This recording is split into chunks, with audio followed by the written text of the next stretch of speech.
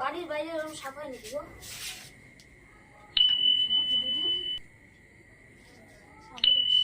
আমাকে তো জিপিএস নিতে রাখতো রে।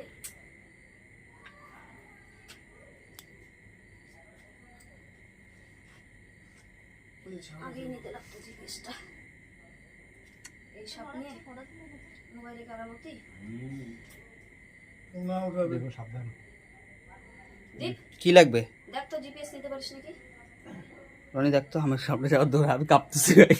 আমার ক্ষমতাই নেই আর দিদি।